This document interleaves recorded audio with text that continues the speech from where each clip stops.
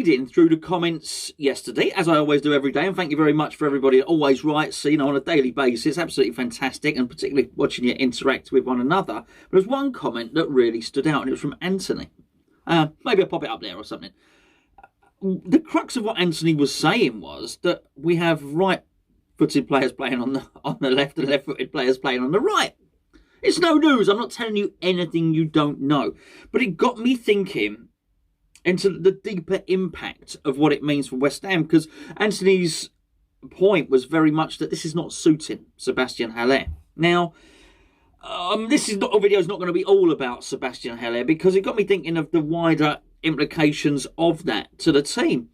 And I can't help but thinking it's a little bit of a contradiction to how David Moyes wants us to play and how disadvantaged we are by persevering with this. Now, this is not something that's uncommon, by the way. So I really remember the trend happening. I remember Aston Villa. I remember watching Aston Villa play years ago, and they had, I think it was Ashley Young playing on the left, who was right-footed, and Stuart Downing, who of course was to go on and play for West Ham, he was playing on the right, but he was left-footed.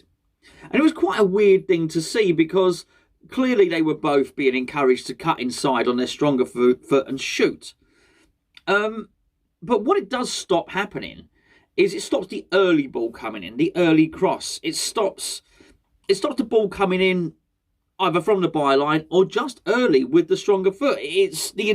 By putting players out of position in that sense, or on their weaker side, you're very much saying, don't do what's instinctive. Don't hit the ball straight away. Cut inside. And all of those things, just cutting inside and looking for the shot, they all take a little bit of time out of the game. They take a little bit of speed and a little bit of urgency out of the attack.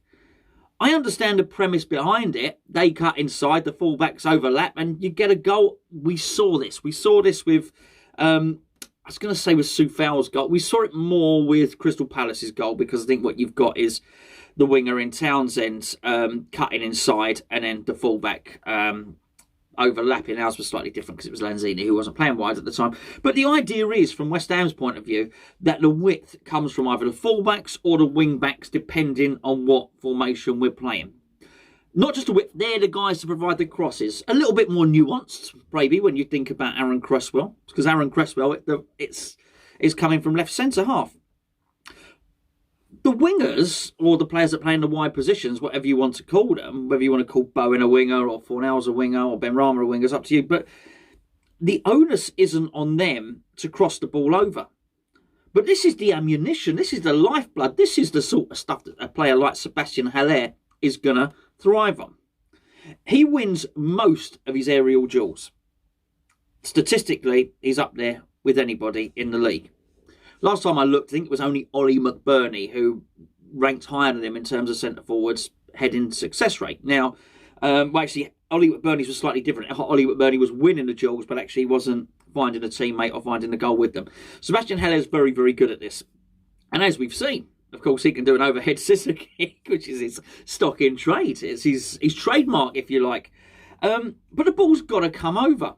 And I think if what you're doing is you're just waiting for the fullback to put the ball over, then you're having half as many chances, surely, or you're limiting half as many chances. Does that mean that if, let's say, Benrahma starts left, he's going to cut in and have a shooting opportunity? Yes. Is Bowen going to cut in and have some shooting opportunities? Yes. Bowen tries to score that goal. I just mentioned Sebastien Haller's trademark, the scissor kick. We know what Bowen's is already. He cuts in. He always tries to do, I'd call it a Yarmolenko. Cuts in, tries to shape it in to the far post with his left foot. We've seen Benrahma, not so much in the game against Crystal Palace, but certainly against Leeds. Drop of the shoulder, cut in, he'll try and curl it in. He cuts in from the left, tries to curl it into the top right corner. Bowen tries this quite a lot. He scored twice doing it. He misses more than he scores, certainly. However, I understand that, but I do feel we'll be more effective as a team if we try to move over. It seems simple, again, doesn't it? You look at Felipe Anderson as well. I don't just blame David Moyes here. Felipe Anderson's right-footed.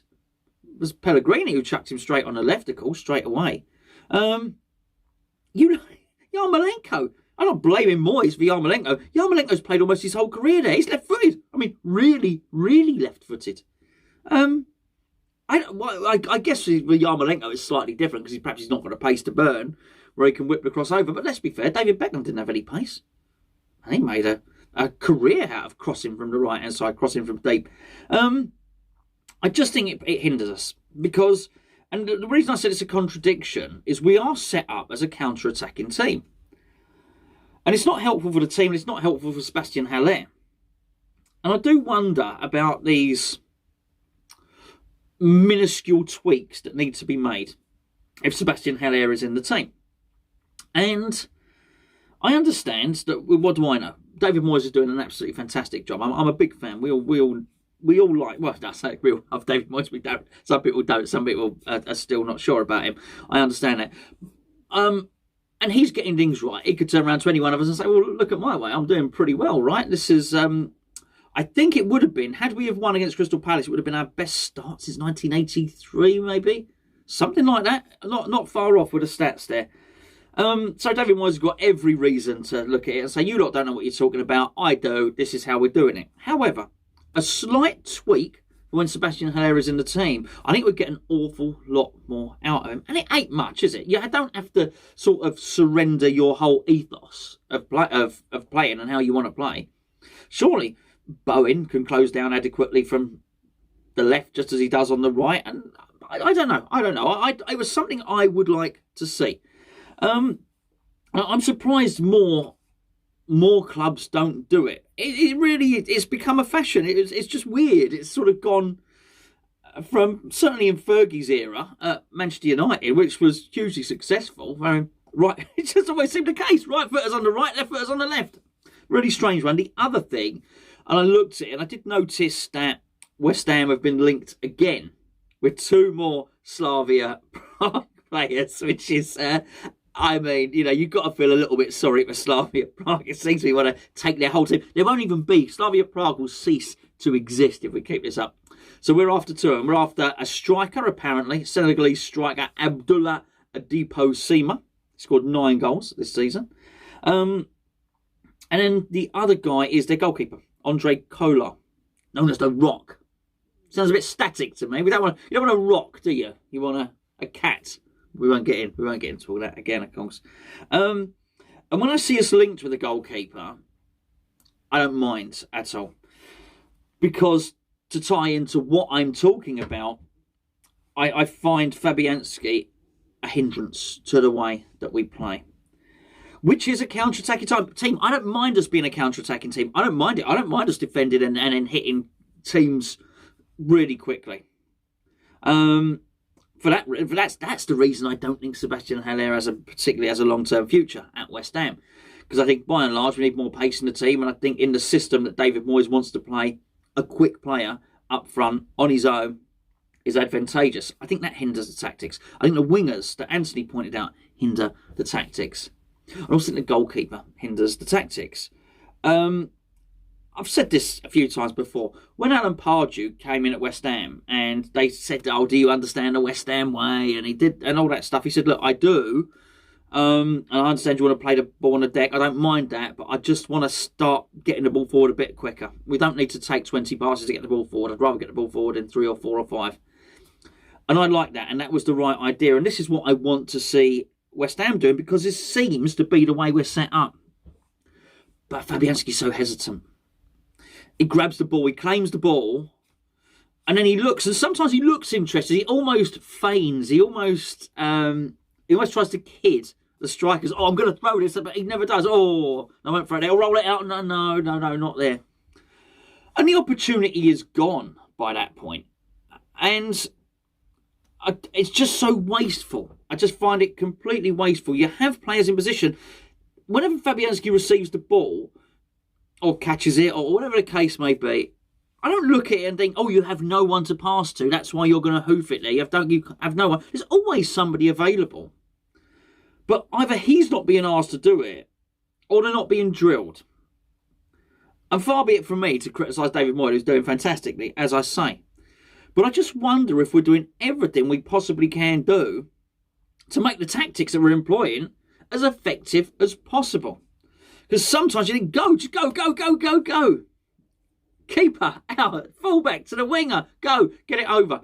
I find it a strange one, I really do. And I think because of that, we often don't threaten the space behind an opposition's defence as quickly as we should do and as I'd like us to. I don't know.